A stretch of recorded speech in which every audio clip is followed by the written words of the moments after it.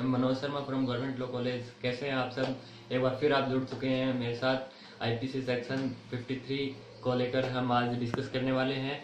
52A जो section संश्रय का था उसका डिस्कस 52A तक हम पीछे डिस्कस करके आ चुके हैं, और अब चैप्टर 3 जो है उसके साथ सेक्शन 53 जो है पनिशमेंट का, इसका डिस्कस करेंगे। देखिए फ्रेंड्स, आईपीसी सेक्शन 53 क्या बोलता है?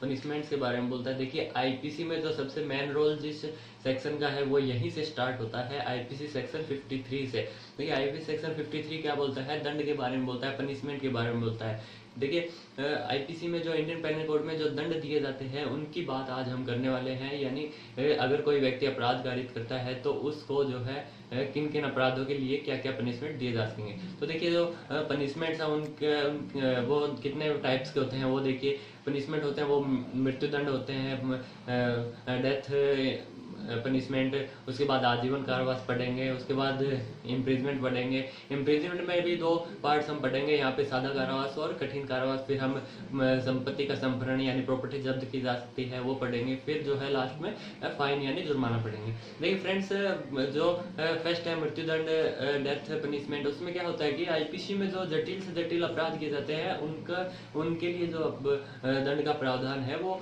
मृत्युदंड है। यानी हाँ, एक तरह से हम इसे जो है आईपीसी में आगे कुछ सेक्शंस आएंगे कि किन किन अपराधों के लिए फांसी की सजा दी जा सकती है। अब बात करते हैं हम आजीवन कारावास, लाइफ इम्प्रिजमेंट की। देखिए लाइफ इम्प्रिजमेंट क्या होता है कि किसी अपराधी को आजीवन कारावास मिला है तो इसका मतलब यह हुआ कि जब तक उस अपराधी की डेथ नहीं हो जाती तब तक जो है उसे जेल में ही रखा जाएगा। देखिए फ्रेंड्स, आजीवन कारावास को मृत्युदंड नहीं मानना है, और आजीवन कारावास जो है वो हम जनरली हम बात करें कि आजीवन कारावास में एक कंफ्यूजन आता है कि लाइफ इम्प्रिजमेंट उम्र कैद का मतलब 20 साल होता है या 14 साल का होता है। देखिए फ्रेंड्स, ऐसा बिल्कुल कुछ भी नहीं है। उम्र कैद का मतलब उम्र कैद है। और यहाँ अब हम बात करें कि अपराधी को जो 20 साल बाद या 14 साल बाद छोड़ दिया जाता है, ये हमारे सुनने में बहुत बार आता है कि किसी को आजीवन कारावास, लाइफ इम्प्रिजमेंट, उम्र कैद की सजा मिली है तो जो है किसी को 20 साल बाद या 14 साल बाद छोड़ दिया जाता है। तो देखिए फ्रेंड्स, ये जो है ये एक अलग बात है। ये डिपेंड करता है सरकार को, यानी सरकार को कुछ पावर्स दी जाती है। सरकार को कुछ पावर्स ये दी जाती है कि सरकार जो है उस उम्र कैद की सजा को, लाइफ इम्प्रिजमेंट की जो पनिशमेंट है उसको जो है किसी अन्य सजा में परिवर्तन कर सकता है या फिर उसको जो है घटा भी सकता है।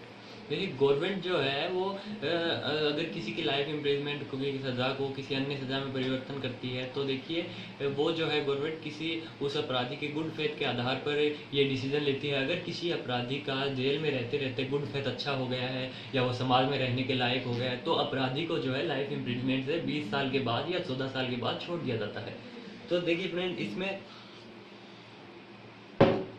इसमें एक ध्यान देने वाली बात यह है कि कोई भी अपराधी जो है इसे अपना अधिकार नहीं मान सकता कि उसके 20 साल जेल में पूरे हो गए हैं तो उसे अब छोड़ दिया जाएगा। ऐसा कुछ भी नहीं है। ये सरकार की मर्जी पर डिपेंड करता है पूरा, और जो है ये सरकार ही डिसाइड करती है कि उन्हें छोड़ा जाए या नहीं छोड़ा जाए। अब हम बात करते हैं जो थर्ड नंबर पे जो इम्प्रिजमेंट है, कारावास है। यानी इस कारावास के दो पार्ट्स का भी हम जो डिस्कस करेंगे, सादा कारावास और कठिन कारावास, सिंपल इम्प्रिजमेंट और हार्ड इम्प्रिजमेंट। देखिए इम्प्रिजमेंट जो कारावास है इसके बारे में क्या है कि कारावास यानी जेल की सजा, और इम्प्रिजमेंट कारावास से मतलब यहाँ पे उम्र कैद से नहीं है। कारावास का मतलब उम्र कैद से भिन्न जेल की सजा है। वो किसी भी अवधि की हो सकती है लेकिन उम्र कैद से कम। वो 10 साल की भी हो सकती है, 20 साल का कारावास भी हो सकता है, 5 साल का कारावास भी होता है, लेकिन कारावास में लेकिन कारावास को जो है हम उम्र कैद नहीं मान सकते। कारावास उम्र कैद नहीं होता। कारावास की सजा के भी जो हम बात करें, कठिन कारावास होता है, सादा कारावास होता है। देखिए फ्रेंड्स, कठिन कारावास जो है, हार्ड जो इम्प्रिजमेंट होता है वो क्या होता है कि अगर किसी अपराधी को जो है कठिन कारावास की सजा दी जाती है। हम कई बार सुनते हैं कि किसी अपराधी को कठिन कारावास की सजा दी गई है तो ये जो क्या है कि उसे जो है जेल में रहते हुए जो है काम करना पड़ेगा, कठिन परिश्रम करना पड़ेगा। यही जो है कठिन कारावास। कठिन कारावास जो है उसके बाद जो हम बात करें सिंपल इम्प्रिजमेंट की।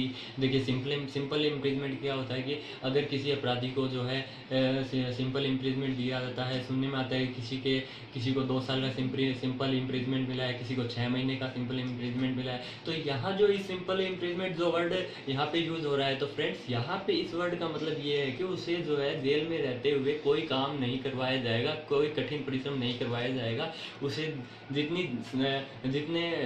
अवधि की, जितने टाइम की जो सज़ा मिली है वो जो है उसे सिंपल तरीके से करवाया जाएगा, कोई कठिन परिश्रम नहीं करवा के दी जाएगी। और जो आगे जो हमें फोर्थ जो पनिशमेंट आता है, संपत्ति का संपरण आता है, प्रॉपर्टी जब्त कर ली जाती है। कई अपराधी को जो है हम कई बार देखते भी हैं और सुनते भी हैं कि अपराधी को जो है उस अपराध के लिए जो है उसकी प्रॉपर्टी जब्त कर ली गई है। तो ये क्या होता है फ्रेंड्स कि यानी संपत्ति का हम संपरण से हम क्या समझते हैं कि प्रॉपर्टी को जब्त करना, यानी कि कोर्ट को जो है यह पावर भी होती है कि किसी व्यक्ति ने कोई अगर अपराध किया है तो उसकी प्रॉपर्टी जब्त की जा सकती है।